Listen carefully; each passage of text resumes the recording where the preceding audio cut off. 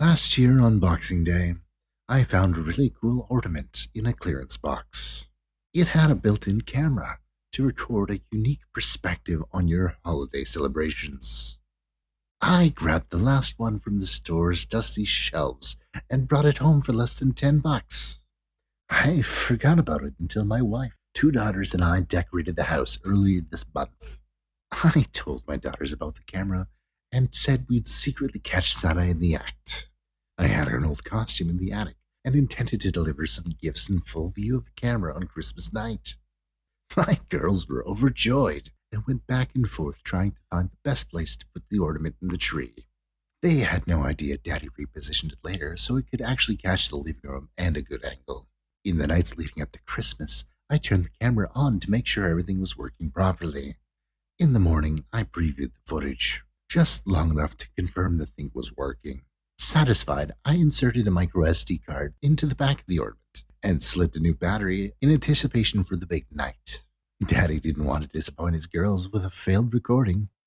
We enjoyed Christmas Eve as a family, playing board games and eating way more junk food than there was room for in our stomachs. Like we do every year, we let our daughters open one gift from Mommy and Daddy before going to bed.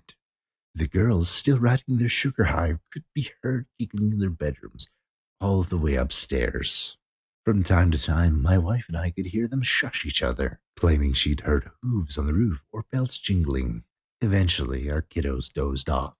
My wife kissed me on the cheek and then headed to bed while I turned off all the lights.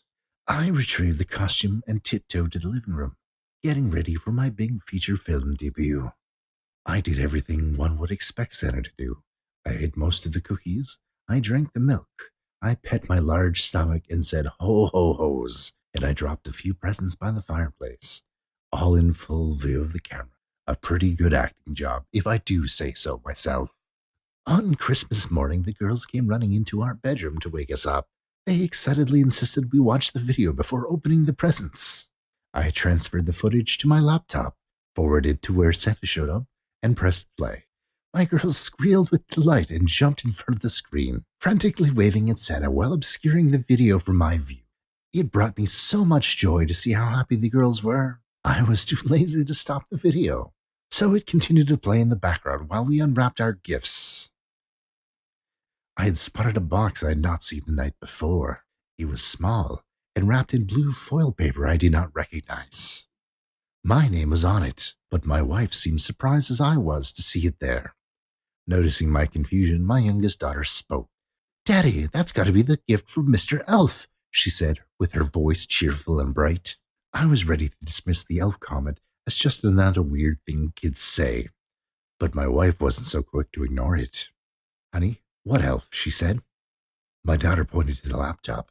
By then, the video had ended, and all that was left on the screen was a preview of the first frame. "The one that came with Santa," she answered. Panic struck me like a bird in a jet propeller. I know my wife didn't dress up as an elf. I scanned the video, clicking forward and back until I saw what my daughter had seen. There was someone in the living room.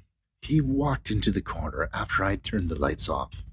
He stood there, watching me parade around as Santa. The video went completely quiet after that. It was as though the camera failed to record a single sound. The strange tall man in his elf costume stood perfectly still for over an hour, watching the camera from a distance. After a while, he walked over to the plate of cookies and bit the head off a gingerbread man. I glanced at the plate and saw his teeth marks on the decapitated cookie. The man then quietly approached the Christmas tree. Though the audio wasn't working, as he reached the tree, I began to hear his slow and steady breaths. He reached towards the ornament and the video stopped. In a terrified frenzy, I grabbed the blue box he had left behind. I ripped the bow off the top and tossed the frilly thing away. I frantically removed the wrapping paper, opened the box, and looked inside. There, on a bed of bubble wrap, was the battery I put in the camera the night before. My wife took the ornament and opened the back. The battery was missing. I don't know what scares me more, what the camera caught, or what the elf might have done once he turned it off.